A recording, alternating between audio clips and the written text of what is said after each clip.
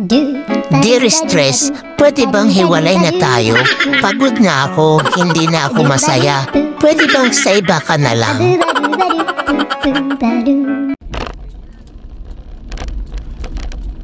Baka may butas dito.